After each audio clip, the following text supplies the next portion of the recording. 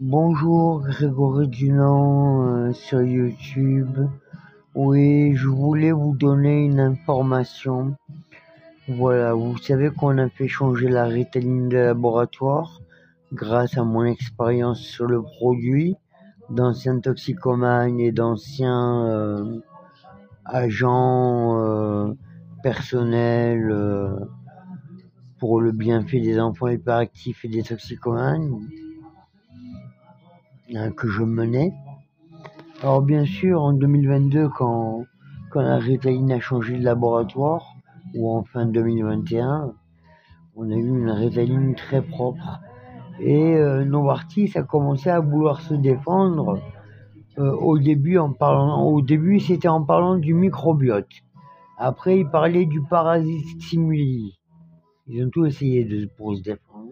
Et maintenant, ils parlent de la mauvaise qualité des matières premières qui poussent dans l'eau, des algues, pour qu'on utilise pour fabriquer le produit. Ne tombez pas dans le panneau. Ils trouveront toujours des excuses. Ne tombez surtout pas dans ce panneau. Non, je suis désolé. Les algues, c'est comme les plantes. Ça se reproduit. On peut faire des reproductions d'algues dans les mers où cette plante pousse, cette algue pousse. Alors ne tombez pas dans le panneau où ils vont vous dire oui, mais les matières premières étaient périmées, etc., etc. Ne tombez pas dans ce panneau parce qu'alors là, on va pas y arriver. Novartis ont fait des bêtises, maintenant ils doivent payer. Novartis ont fait n'importe quoi avec Big Pharma, maintenant ils doivent payer. C'est comme ça et pas autrement. Voilà. On s'en prend pas à des enfants hyperactifs, à des toxicomanes malheureux, et on met pas de la Ritaline dans 280 médicaments qui en contenaient des faibles dosages. Parce que là, c'est toute la population qui était touchée. Moi, je tenais à vous en parler. S'il y a eu des pénuries de médicaments vers les temps où la Ritaline a changé de laboratoire, c'est pour une raison bien précise. Voilà. Donc, je rassure tout le monde. Infectopharm font une Ritaline de bonne qualité. Le seul point sur lequel je voudrais appuyer sur Infectopharm France, bon, après Novartis, c'était Medipa Santé et Infectopharm. Maintenant, c'est Infectopharm France. Le seul point sur lequel je voudrais pointer, c'est que, bon, moi j'en prends une quantité homéopathique un mardi sur deux, et j'ai remarqué que Infectopharm France, la Ritaline à Infectopharm France, donne un craving un peu plus lourd que celui de Medipa Santé. Donc il faudrait modifier un petit peu cela, ce qui ne modifiera pas l'effet du dosage une fois utilisé.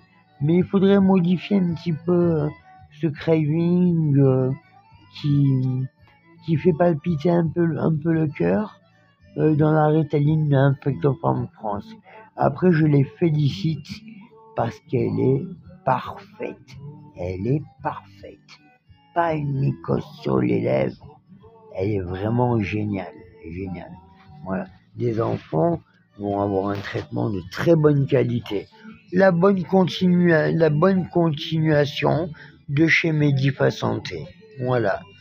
Ce sont deux super laboratoires.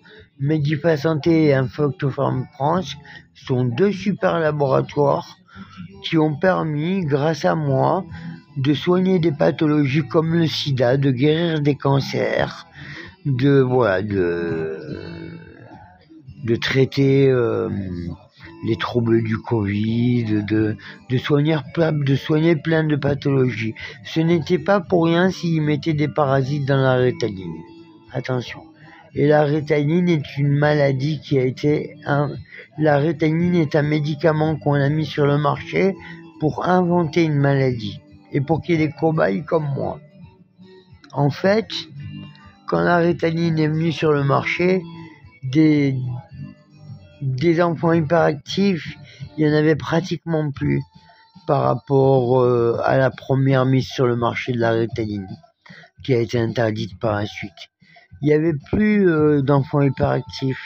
Et donc, ils ont remis le médicament sur le marché. Ils ont soigné un petit peu des enfants agités. Et donc, voilà, le méthylphénidate rend hyperactif s'il est trop dosé. Donc voilà comment ils ont fait pour faire un business et essayer de faire une extinction infantile à nouveau depuis 1995.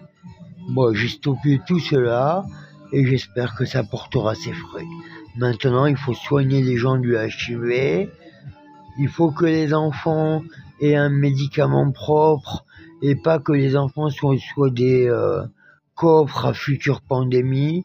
Voilà, donc Medipa Santé s'est occupé de ça et maintenant on va soigner de nombreux cancers. Je vous remercie de m'avoir écouté attentivement malgré mes troubles schizophrènes, car cette vidéo est très importante et je voudrais qu'elle soit postée sur Google afin que l'on comprenne que ce n'est pas pour rien qu'ils ont parasité un médicament organique que l'on donne aux enfants hyperactifs. C'est la facilité. Voilà. Parce que dans de l'organique, on peut faire germer ce que l'on veut. Prenez soin de vous. Bye bye. Et les minots, ne vous inquiétez pas, vous allez avoir un médicament nickel. Voilà.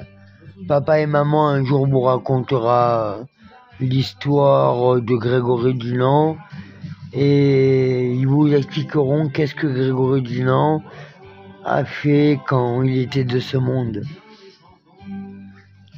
Je vous aime. À bientôt.